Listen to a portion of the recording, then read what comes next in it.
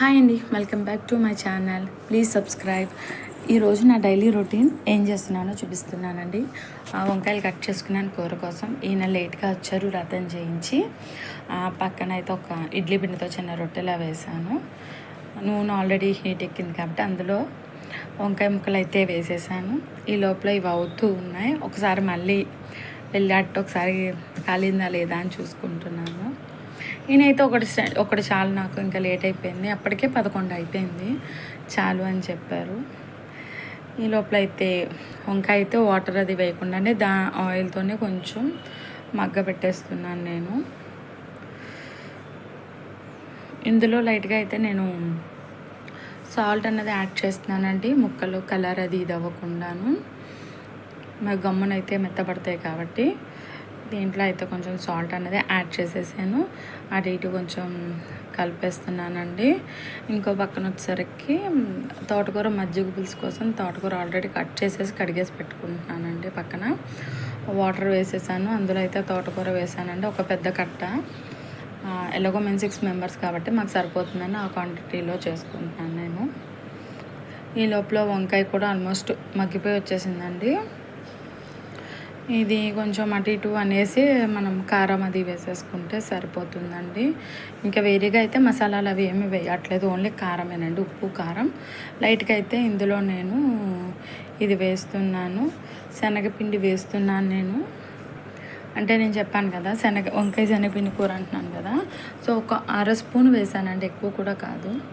1/2 spoon అయితే శనగపిండి వేసాను, ఎందుకంటే కూర క్వాంటిటీ కొంచెమే చేసాను. ఎందుకంటే మా పిల్లలు వంకాయ కూర అయితే గమ్ముని సరిగా తిన్నారు కాబట్టి బెద్దాలు వేసుకుంటారు అన్న ఇదితో కొంచెమే కూర అయితే చేశానండి నేను. ఇంకో పక్క రైస్ పెట్టేశాను. శనగపప్పు నానబెట్టుకున్నాను, కొబ్బరికాయ శనగపప్పు వేద్దామని చెప్పి పిల్లలు తింటారని. తోటకూర ఉడికిపోయింది, అది తీసేసానండి.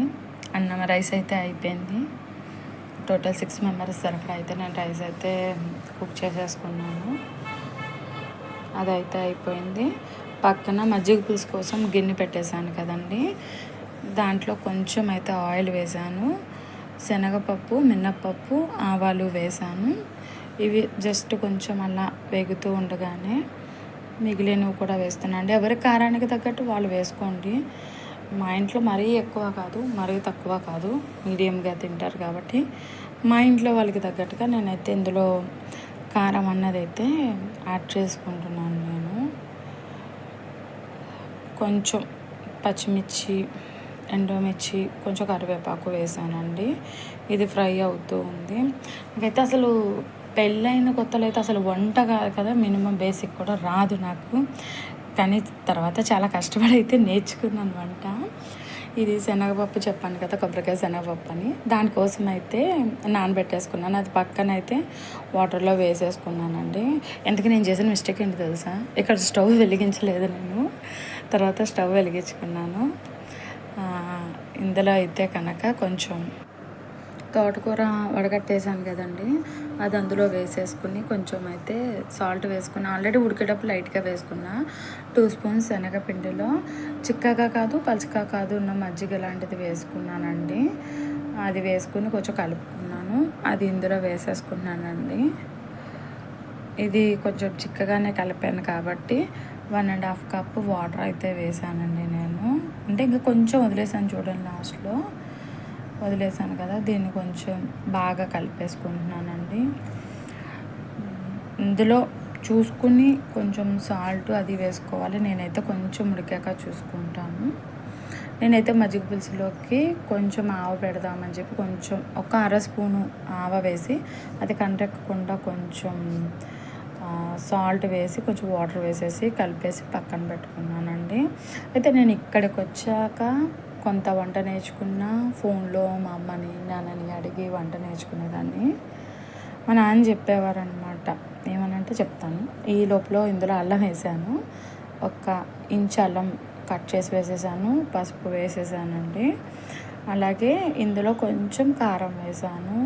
అంటే ఆల్రెడీ ఆ మిర్చి పెద్ద కారం ఉండదని చెప్పి కొంచెం ఒక 1/2 స్పూన్ అయితే కారం వేసానండి, బాగుంటుంది. ఉప్పు సరిపోలేదు, ఇందాకే చెప్పాను కదా సాల్ట్ చూసుకోమని, అదైతే వేసేసాను. కొంచెం ఇది మరగాలి బాగా. ఇది మరుగుతూ ఉంటుంది. ఈ లోపల శనగపప్పు కూడా ఉడుకుతూ ఉందండి.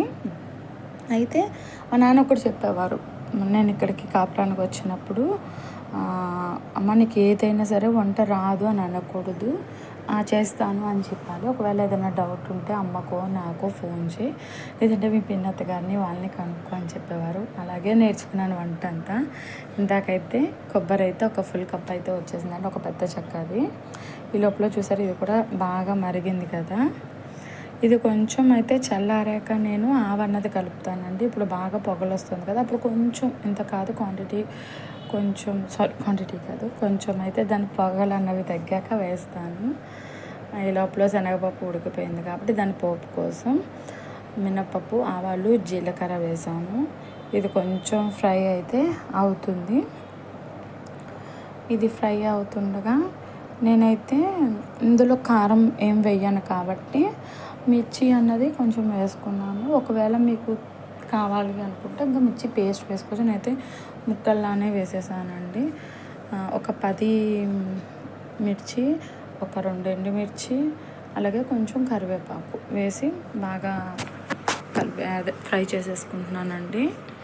నేను అప్పుడు వాళ్ళు చెయ్యడం, వాళ్ళు చెప్పడం ద్వారా నేను అలా ఇన్నాళ్ళలో అయితే చాలా వరకు నేను నేర్చేసుకున్నాను. ఆల్మోస్ట్ ఈ పెళ్ళైన 16 ఏళ్లలో వంట అన్నది నేర్చుకోగలిగానంటే వీళ్ళందరేనండి.